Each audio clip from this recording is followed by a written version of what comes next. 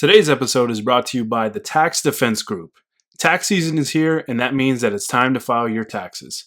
There's good news. If you're a W-2 employee, you can save half off your filing. All you have to do is call the Tax Defense Group before April 15th, 2020, and mention that you saw this ad on UCAS Studios. Millions of Americans will get money back after they file, and you can be one of them. Call the Tax Defense Group today at 800-850-7973. That number again is 800-850-7973. And you can visit them online at thetaxdefensegroup.com. Today's episode is brought to you by Writer Junkie. Are you looking to make more money in 2020? One of the best ways to do that is by having a new resume that can help you get that dream job.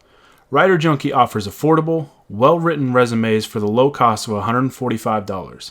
They'll even throw in a cover letter for no additional charge. All you have to do is mention that you saw this ad on UCAS Studios, and they'll get right to work. Call Writer Junkie today at 805-587-7966, and you can visit them online at writerjunkie.com.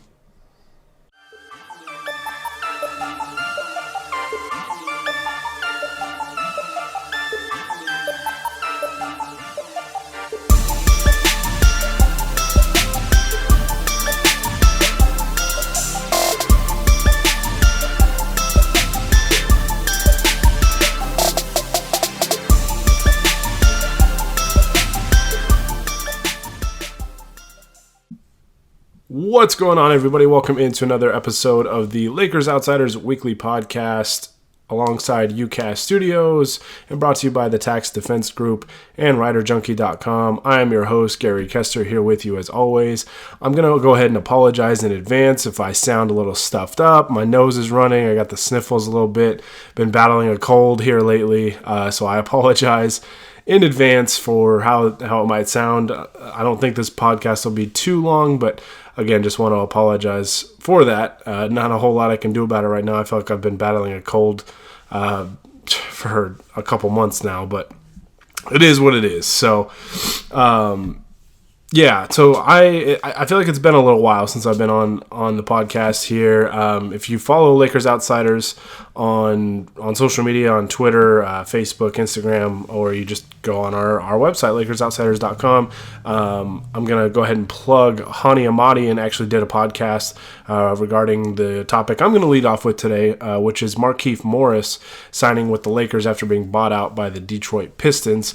And really interesting podcast because he had a friend of his, Aaron Johnson, writes for the Palace of Pistons, so got a pretty close look at Markieff Morris this season, and was able to kind of go in depth a little bit on what Lakers fans can expect with Markieff Morris. I'm going to share my thoughts on that signing and just kind of what I think he can bring to the team moving forward. But as always, guys, before I get started, make sure that you guys like this video and subscribe to UCAS Studios and Lakers Outsiders on YouTube, on iTunes, Spotify, Podbean, all those, wherever you get your podcasts. Be sure to subscribe to Lakers Outsiders and UCAS Studios there. Like I mentioned, you can follow Lakers Outsiders on Twitter at Lakers Outsiders. Same thing with Instagram. And you can like us on Facebook as well. And, of course, you can get all of our content on LakersOutsiders.com. And you can follow me on Twitter at Gary Kester. That is GaryKester. All right, so the Lakers bring in a new player, which is kind of what everybody's been wanting. Even though things have been going really, really well for the Lakers, they're 44-12 currently, and they are first in the West by a pretty comfortable margin, looking like they're going to have home court advantage in the Western Conference playoffs. Maybe not the NBA Finals if they get there because the Bucks are playing really well, but the Lakers are sitting comfortably atop of the Western Conference right now, which is great. With that being said, there has been some pretty glaring areas that need to be improved on this roster, and a lot of fans were upset that the team didn't address that with the trade, or at the trade deadline, and didn't make a move. They stood pat and stuck with the roster that they had. I kind of explained my thoughts on that on one of the more recent podcasts, so be sure to check that out. Kind of explain my thoughts on that and why I didn't take much of an issue with it. But They did make a change. They did make a change here, and they pick up Markieff Morris from the Detroit Pistons, and they, in a surprising move, something that was very, very surprising to me, was they went ahead and released DeMarcus Cousins. It may not be surprising to some people, I guess, because DeMarcus Cousins, it looked like it was probably going to be a long shot for him to play at all this season with the Lakers, because he's coming off the torn ACL that he suffered back last summer. There was an outside shot he could return in the playoffs. I never thought that was going to be very smart. I think with the amount of leg injuries that he's suffered, a few major leg injuries, and being a big man that kind of plays some out on the perimeter too with his 3-point shooting and things like that. And teams are certainly going to put in pick and roll defense. I was always kind of against playing DeMarcus Cousins this year.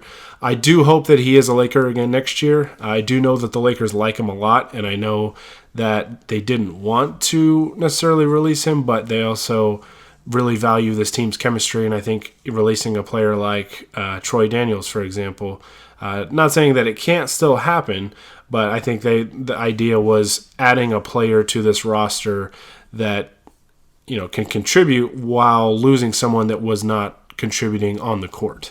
I think DeMarcus Cousins has been a pro for this team, and it seems like he's worked hard to try and get back on the court. He's rehabbed and done all the right things, and it sounds like he's been a pretty strong voice in that locker room, holding guys like LeBron and Anthony Davis accountable and telling them, when they got to step up and things like that, and really being that strong, powerful voice in the locker room when it's been needed. So I applaud DeMarcus Cousins for what he's done for this team this year. It looks like he's still going to be around the team unless somebody else signs him. But I think there was video of him I saw this morning that he was still working out in the Lakers facility. So he's still going to be around the team. Obviously, the team wants to bring him back next year, and I don't blame them at all. That'd be really interesting to see him next to Davis and LeBron James, assuming AD does re-sign. The only difference really with Cousins is that he can't sit on the bench at these games anymore, and he can't travel with the team. So, but he can still be present at practices and workouts and things like that. So he's definitely going to be around the team. Was still surprised to see that they let him go, because I know the Lakers do like him quite a bit. But with Markieff Morris, I really do like this pickup. A lot of people were upset that the Lakers didn't pick up Marcus Morris, his twin brother, from the Knicks at the trade deadline. I can't go into too much depth in terms of what I've heard regarding that situation, but I can comfortably say that the asking price that the Knicks had for the Lakers was significantly higher than what it was for the Clippers. That's what I've heard, and the Lakers, basically from the details that I heard, it was a no-brainer to not pursue that. So, again, you can take that with a grain of salt. I mean, I'm not an inside, I'm not a reporter or anything like that, but the trade for Marcus Morris didn't make a ton of sense when you really kind of look beyond the surface, and the Lakers weren't going to make a trade just to make a trade. It had to be something that was a significant upgrade to their roster, and I like getting Markieff Morris because he can still, I don't know if he's as good as Marcus is, but I think he's probably he might be a better fit. Kind of understands his role, I guess, with this team, and I think he's going to fit in just fine. It's just going to take him some time. It could take 10, 15 games, however long, to really get acquainted with this roster, with this group, and get comfortable. Luckily, still has plenty of time. Still has 26 games, assuming my math is correct, 26 more games, because he does have a game under his belt now. But he has 26 more games to get acquainted with this team and really kind of get in the flow of things. And I think he will. And I'm excited to see what he does. But just kind of a little background on Markieff Morris. For those that don't know, he is wearing number 88 for the Lakers, which is very, very interesting. I think the only other Laker player I can remember wearing 88 was Christian Ayenga back in the day, and I think that was for one game. I think it was just for one game, but I'm not 100% sure on that. But yeah, looking at Morris's numbers this year, he's played in 45 games, averaged 22 minutes a game, shooting 45% from the field, 39.3% from the three-point line, very, very good. 77.8% from the free throw line, averaged 11 points a game so far this year, about on track for his career average. But his three-point shooting, he's a career 34% three-point shooter, and this year he's at 39%. So a big uptick there in his three-point shooting. So hopefully that continues to be the case with the Lakers, even though couldn't get his shot to go in the one game that he's played against the New Orleans Pelicans, but still, made some plays and seemed to be, kind of in the right place at the right time a couple of times, and I think he fit in. I think he fit in as well as you could really ask for a role player playing in their first game with a brand new team, going up against a team that the Pelicans are tough, man. The Pelicans have been a different team with Zion Williamson. And they're a tough team, and they provided a pretty good challenge for the Lakers, and that could be a first-round preview, which would be interesting to see. But no, I'm happy with this Morris pickup. I think he's gonna get a lot of open three-point shot attempts, especially if the Lakers stagger their lineups and have guys like Davis and LeBron. Obviously, LeBron being the creator and the facilitator that he is, I think that's going to free up a lot of shots for other guys. Danny Green benefited from it a lot in the Pelicans game. Hit 5 of his 9 3-pointers. So if Morris can knock down open threes, I think he's going to be just fine. Another reason why I really like this pickup is because Morris is kind of a natural 4, kind of that stretch 4, which is really, really good. And I think that can put Kyle Kuzma at his more natural position. Kuzma coming in was kind of like this 3-4 combo. You didn't really, you weren't exactly sure what he was. Could kind of do a little bit of both. And then the Lakers experimented with playing him as a small ball 5 at times, and that didn't work. But to me, Kuzma's a wing. I think he's a small forward at this point. He has kind of a perimeter style offensive game. Can be a 3-level scorer, which I like about Kuzma, and that's why I continue to believe he's gonna be able to figure it out and become a very valuable weapon for this team. Hopefully, in the playoffs when it matters the most. But I think with Morris there being, he's a pretty physical presence. He's a tough presence. I think mentally and physically, kind of gives you a little bit of an enforcer. I mean, him and his brother are kind of similar in that respect, and I think it allows Kyle Kuzma to slide back over to the 3, where it's a little more natural to his game, and I think that's going to just have pieces fall into place a little bit more naturally, and I think that's going to be good for this team. It's just going to take a little bit of time for those guys to get acquainted with one another and build that chemistry on the court, and really get used to playing alongside one another, and like develop the trust and kind of gather each other's tendencies and things like that. So I'm a big fan of this deal or this pickup, and really I think the big thing for me with getting Markieff Morris is the Lakers didn't have to give up anything. They didn't have to give up any picks. They didn't give up any players like they would have had to do for Marcus Morris or any other player at the trade deadline. They simply just added to the group that they have. Again, they lose DeMarcus Cousins, but I think Cousins is still going to be around the team, and I don't think that that's a huge issue. And I would anticipate that he hopefully is a Laker next year, because I'd really like to see him and AD back on the court together, and especially with a guy like LeBron out there as well. So I'm a big fan of this. I think Rob Pelinka did a good job here. As soon as he became available, the Lakers were announced as front runners, and they got it done. And a lot of people had been complaining that the Lakers weren't doing a good job on the buyout market and this and that. They got to start getting these guys and whatever. But at the end of the day, free agency is a two-way street. Teams can't force players to sign with them. They can't just say, hey, you're a free agent, we want you. you sign right here. The players have to want to be there too. So, and sometimes, in the buyout market, there's a handful of contenders all vying for the same players, and sometimes you can get them, sometimes you can't. So it just really depends on what that player is looking for and whatnot. But the Lakers, got a piece that I think is going to be a good role player for them, not only to finish the season, but I think he's a guy that is going to give the Lakers good minutes in the playoffs as well. So I think that's very important. Like I said, if he can get Kuzma a little more comfortable, because I think Kuzma's kind of struggled adjusting to his new role this year, where there's two superstars on the roster and not just one.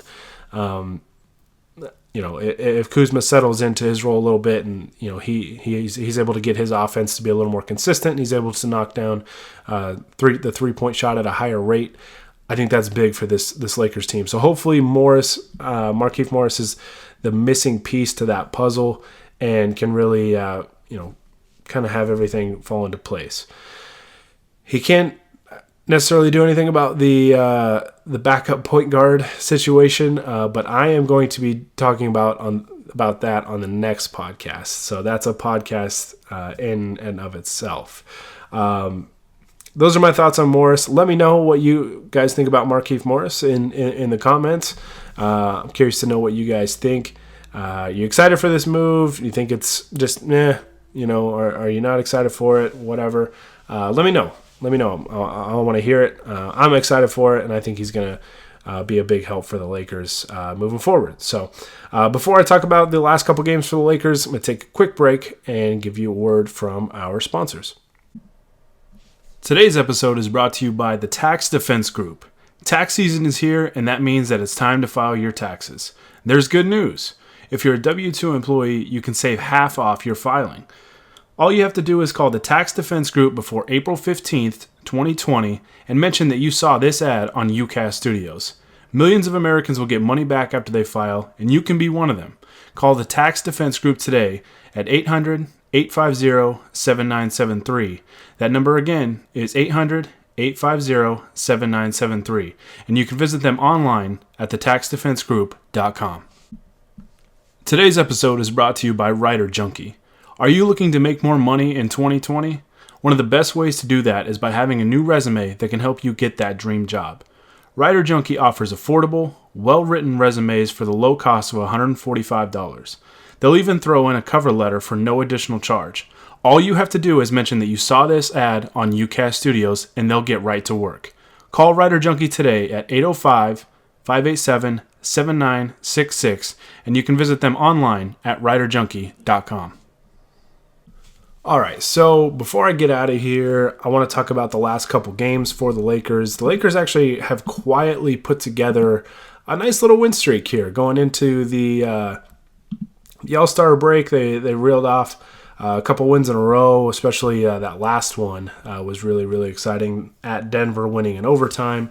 So they won their last 3 games going into the All-Star break. They've won their first 3 coming out of the All-Star break, beating the Memphis Grizzlies 117-105.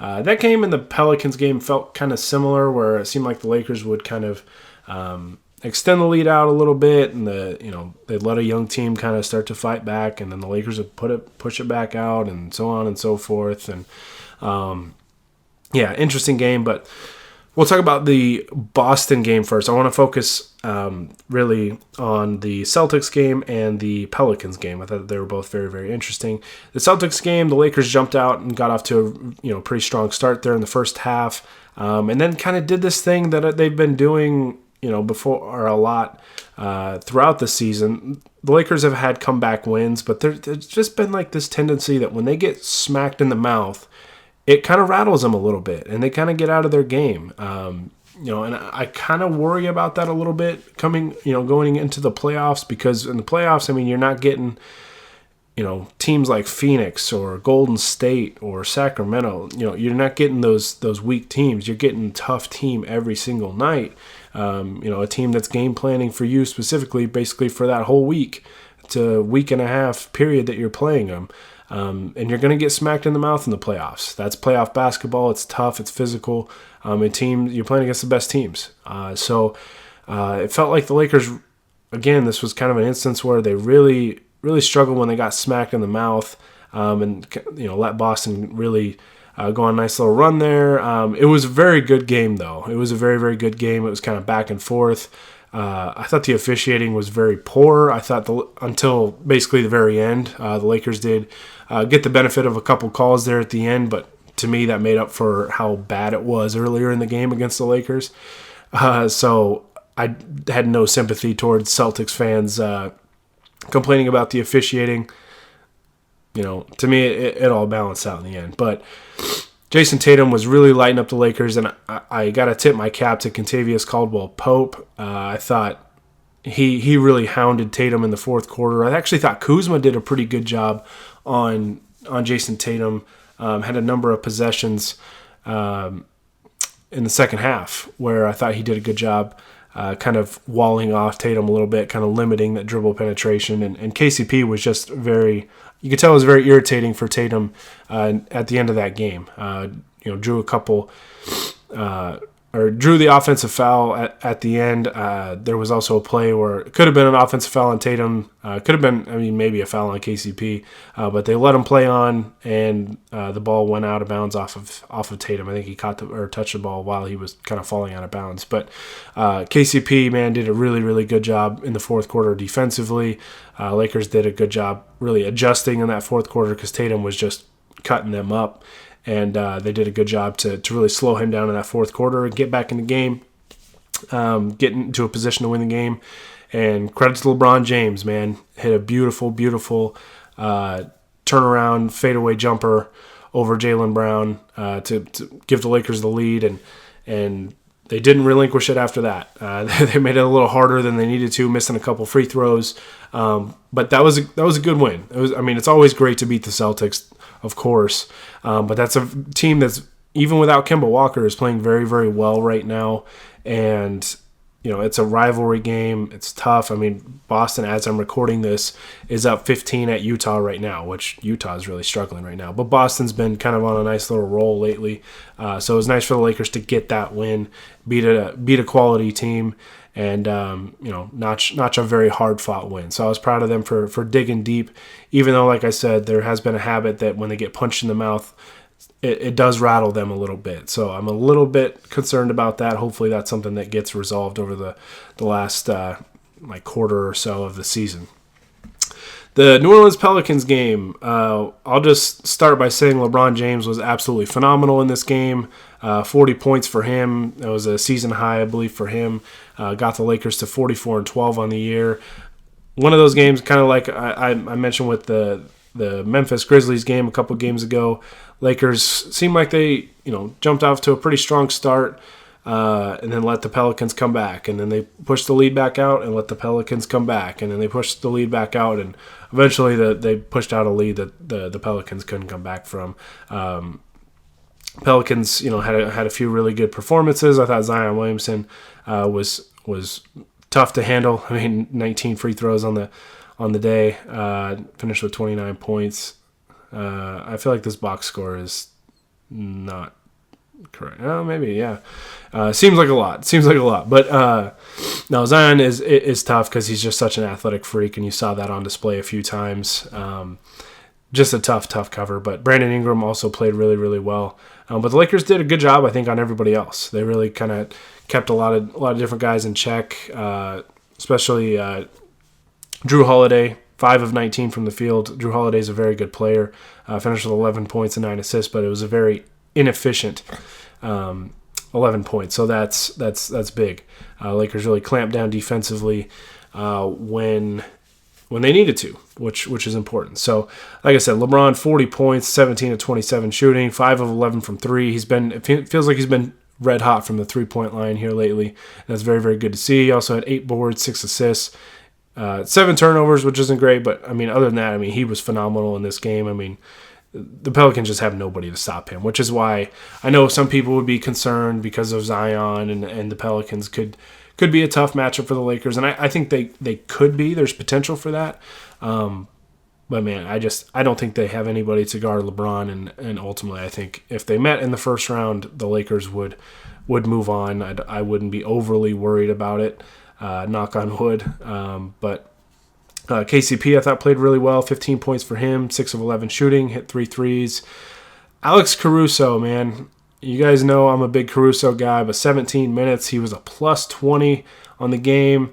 I'm not a huge fan of single game plus minus, but I do like trends with stats like that, and he seems to always trend positive. So 8 points, 8 assists in 17 minutes. I mean, that's really, really good, and giving basically the Lakers haven't had that most of the year. You know, they've gotten it in certain games from Rondo, maybe bits and pieces from the other guys, but those 8 assists, that's so big that the Lakers can get another creator outside of LeBron James, because he's had to do so much with the creating offense for other guys that when he goes out of the game, the offense really, really suffers. So if they can get another presence like that can impact the playmaking and set up other guys for some easy buckets or some open looks and trust that they'll knock them down, I think that's big. And then Caruso, obviously his defense is just absolutely fantastic. Credited with 2 steals and 1 block, but man, he just seems like he's always in the right place at the right time. Had unbelievable recovery or help side recovery and block on Lonzo Ball, and then followed it up shortly after with a 3-point play. He's just a spark plug, man. He's a spark plug, and I'll talk about this more on the next podcast that I record regarding him and Rondo and that backup point guard spot. But man, I just continue to be really, really impressed with Alex Caruso, and hopefully he just gets a bigger role moving forward, because I think he's a highly impactful player. But yeah, in this game, Anthony Davis was 6 of 21 from the field, kind of back-to-back poor showings from him. Still, I mean, I say poor showing. I think he had 32 and 13 in the Celtics game, but it just seemed like he didn't play very well, which is crazy to say with somebody with that kind of stat line. In this game, he had 21 points and 14 boards. Also threw in 6 block shots. Still brings it on defense every game. I don't care what, in-depth defensive metrics NBA Twitter brings up to try and discredit Davis and hype up Rudy Gobert. I'll take Anthony Davis on my team every damn day of the week, especially on the defensive side of the floor. Offensively, I don't know. I know he's had the calf injury, so maybe that's bothering him. It seemed like there's been times this year where he's kind of struggled with some physicality, and I hope that I'm not getting, or I don't start to get those 2008 kind of Pau Gasol vibes. And I love Pau Gasol. Love Pau Gasol. But 2008 was kind of a hard lesson for him to learn in terms of physicality at his position. So I hope we don't learn that same lesson with Davis. And I hope, when the playoffs roll around, he's ready to go and he's, much more assertive and more physical. Seemed like he was getting to his spots in this game and, was getting good looks. Just couldn't seem to get him to go. And I don't know if that's due to the calf or if it's just due to maybe some fatigue because we're this deep into the season or whatnot or what's going on.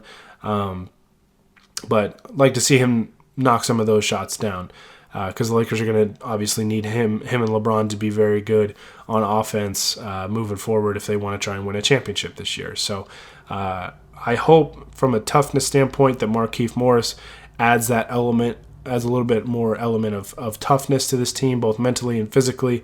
And hopefully, we don't learn the same kind of lesson that we saw the Lakers learn in 2008 about being tough enough to win a championship. So hopefully we don't have to learn that lesson. Hopefully they are tough enough this year and they're ready to go when the playoffs roll around. But been some signs here and there that they can be a little concerning. Not freaking out about it, but just a minor concern at this point. So, but at the end of the day, it's a win. Gotta like all the wins that are racking up. The Lakers are 44-12.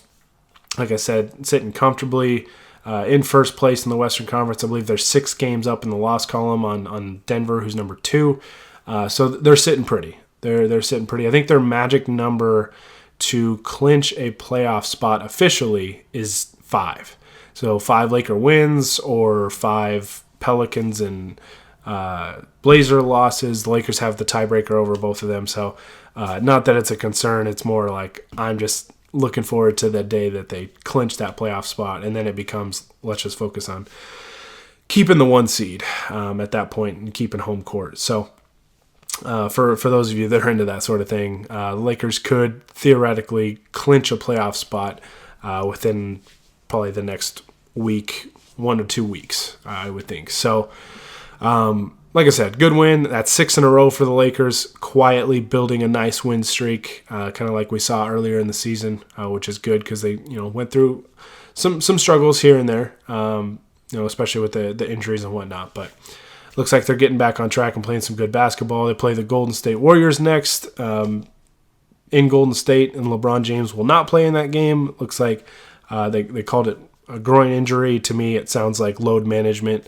Sounds like LeBron earned or is getting a very well earned night off after that game. And now, I mean, since the Lakers, this is kind of the luxury that they've built with building this big lead in the Western Conference standings, is now you can start to rest these guys a little bit and keep them fresh, keep them healthy, and really get their bodies ready for postseason play. Because once the playoffs start, obviously it's all hands on deck. So hopefully Lakers can stay healthy and can get guys as close to 100% as possible, and they'll be ready to go for when the playoffs roll around.